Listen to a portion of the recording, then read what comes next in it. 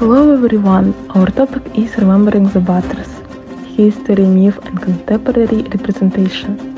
In Kazakh culture, the word batters means a brave warrior or hero, but the figure of the batters is more than a military title. In historical memory, batters become symbols of protection, resistance and collective identity.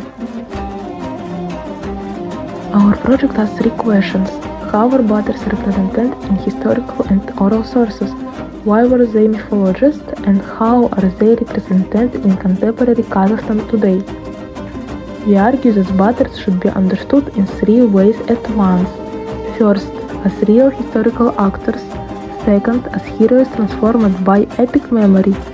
And third, as modern national symbols represented in museums, monuments, and cultural policy. First, batters were not only legendary figures. Some were real military leaders connected with major conflicts in Kazakh history, especially resistance to external enemies such as the Dzungars. For example, Bugembay and the Kabambay batters are among the best-known batters associated with the struggle of the 18th century and the defense of Kazakh lands. At the same time, the word batter meant more than one individual hero. It referred to an ideal of courage, military leadership and the protection of the community. That is why batters appear both in historical memory and in oral tradition. Some figures were closer to documented history, while others became famous mainly through epic narrative. This is important for our topic because it shows that the image of the batter had a real historical base. Later memory did not create the batter from nothing. It expanded and glorified figures who were already connected with warfare, leadership and the collective defense.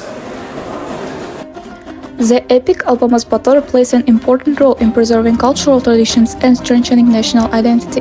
This is supported by an international conference held on October 1718 in Almaty, titled Spiritual Heritage of Turkic Peoples, the Epic Alpamas Bator, organized with the support of UNESCO and the Muhtar Avezov Institute of Literature and Art.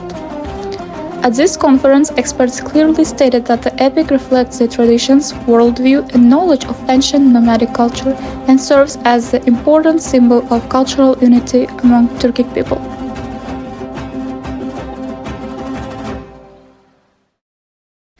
Second, the memory of batters was shaped by oral tradition. In Kazakh heroic epics such as Kobulandi Batar and Alpamas Batar, the batter is shown not simply as a fighter, but as an ideal hero who protects the people, defeats enemies, and restores justice. These epics survived in many versions through oral performance, which means they preserved cultural memory but also changed over time. This is where myth enters the topic. Myth doesn't mean just fiction. In historical analysis, myth means a meaningful heroic narrative. Scholars note that heroic epics do not only describe events, they also build values such as loyalty, bravery, sacred ancestry, and collective belonging. Because of this, the batter became larger than a historical person. He became a cultural archetype. So oral tradition didn't erase history, it transformed history into a form that people could remember, repeat, and use to identity. Third, batters are strongly represented in contemporary Kazakhstan. Official museums and cultural institutions present them as a part of country's military heritage and patriotic memory. The State Military Historical Museum of the Armed Forces of the Republic of Kazakhstan presents military valor and historical continuity as part of national education, which helps explain why heroic warriors figures remain important today. This is important because museums don't only preserve objects, they also shape interpretation. When museums and memorial spaces present weapons, heroic portraits, reconstructions, and explanatory texts, they frame batters such as Bugembay, Kabambay, and epic heroes such as Kobulandi Batar as symbols of courage, protection, and national strength.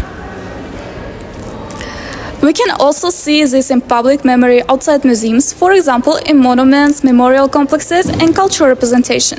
So in modern Kazakhstan, the batter is remembered not only as a warrior from the past, but also as a public symbol used in education, heritage, and national identity. In conclusion, our research shows that the image of the batter exists on 3 levels. First, batters had a historical foundation as warriors and defenders, connected to real conflicts and leadership roles. Second, oral epics and later interpretation mythologize them, turning them into ideal heroic figures. And third, contemporary Kazakhstan continues to represent Batars throughout museums, memorial sites, and public culture, as symbols of patriotism and national identity. So, the answer to our topics is this: remembering the Batars is not just about preserving facts from the past, it is also about creating meaning in the present. Batars survive in memory because they connected history, myths, and modern identity. Thank you for your attention.